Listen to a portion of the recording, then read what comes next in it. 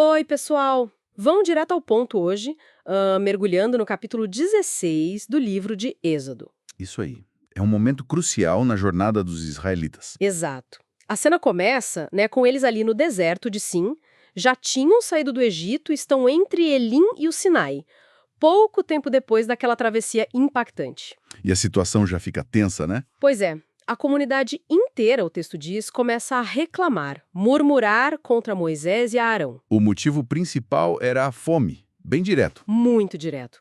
Chegam a dizer que preferiam ter morrido no Egito. Lembraram das panelas de carne e do pão à vontade. É uma memória um tanto idealizada, talvez? Com certeza. O medo e a fome falam alto.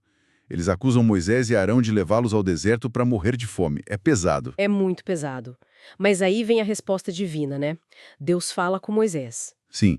E promete algo incrível: fazer chover pão do céu. Só que não era só um presente, tinha um propósito claro ali, né? Exatamente. Era um teste, para ver se o povo ia seguir as instruções de Deus ou não. Confiança pura. E que tipo de teste era esse? Bom, era bem prático. Tinha a ver com a rotina diária. A ordem era coletar só o suficiente para aquele dia. Um homer por pessoa. Nada de guardar para o dia seguinte. Ah, então impedia a acumulação. Justamente.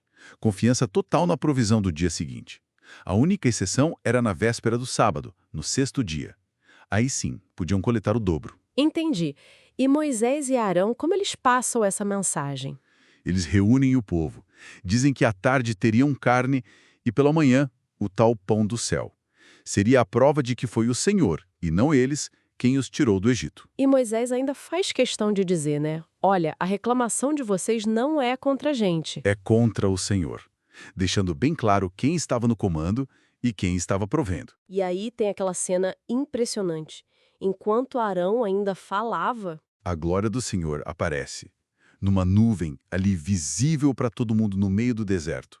Uma confirmação visual, poderosa. imagina o impacto disso. Deve ter sido algo transformador, ou pelo menos deveria ser, e a promessa se cumpre rápido. Como foi isso? Naquela mesma tarde, codornizes, um monte delas, cobriu o acampamento. Era a carne prometida. E o pão do céu? Na manhã seguinte, depois que o orvalho evaporou, tinha uma camada fina no chão do deserto. Uma coisa delicada, diz o texto, como flocos de geada. Que descrição, hein? Sim, branco como semente de coentro e o gosto era de bolo de mel. Algo completamente novo para eles. Tanto que eles perguntaram, Manhu, que significa o que é isto?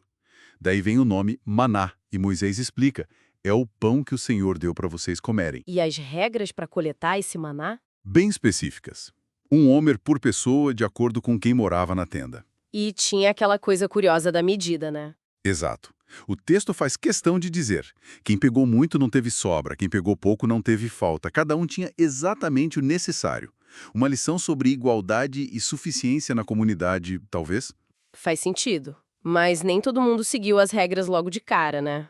Ah, não. A teimosia apareceu rápido. Moisés disse claramente, não guardem nada para amanhã.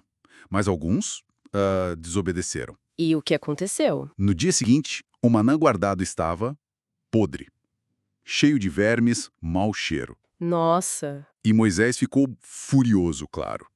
Era uma demonstração clara de falta de fé na promessa de Deus para o dia seguinte. então a rotina se estabeleceu, acordar cedo, coletar o maná. Isso, porque quando o sol esquentava, ele derretia. Tinha que ser naquela hora. Era um sustento presente, mas diário, efêmero. E no sexto dia, como funcionava na prática? No sexto dia, o pessoal coletava o dobro, 2 homens.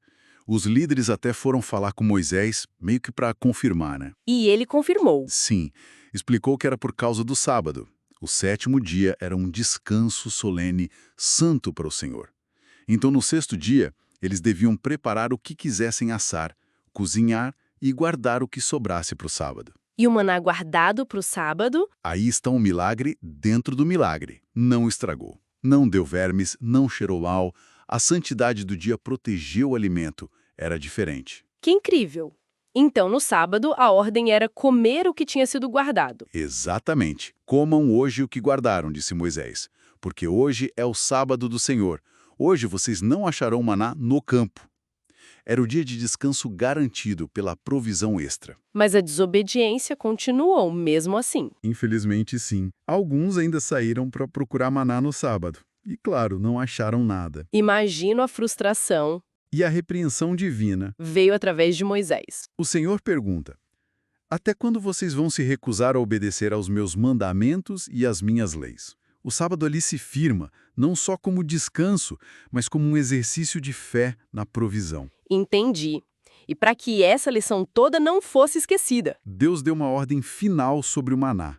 Pediu para encher um pote, um homer, com maná e guardá-lo, Guarda onde? diante do testemunho. Provavelmente se referindo à Arca da Aliança ou às tábuas da lei, que viriam depois. Seria um memorial. Um memorial físico. Isso, para gerações futuras verem com os próprios olhos o pão que Deus deu no deserto, para lembrarem do sustento divino. E por quanto tempo eles comeram esse maná? Ou então foram 40 anos, toda a jornada pelo deserto até chegarem na fronteira de Canaã, a terra prometida. O texto até registra a medida de novo. Um homer é a 10ª parte de um efa. Detalhe técnico, mas mostra a precisão do relato.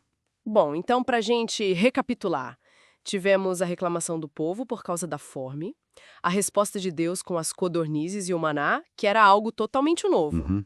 As regras bem específicas de coleta, testando a confiança diária e essa ligação forte entre a provisão do maná e a instituição do sábado como descanso e fé. Exatamente. Muita coisa acontecendo nesse capítulo. Sem dúvida. E pensando nisso tudo, fica uma reflexão, né? Baseada só no que lemos aqui. Qual seria? O que essa tensão, sabe, entre precisar confiar totalmente na provisão de cada dia, sendo proibido guardar, e ao mesmo tempo receber a ordem explícita de guardar uma amostra para a memória futura. O que isso pode nos dizer sobre como a dependência do presente e a lembrança do passado caminham juntas nessa jornada de fé pelo deserto? Fica aí para a gente pensar.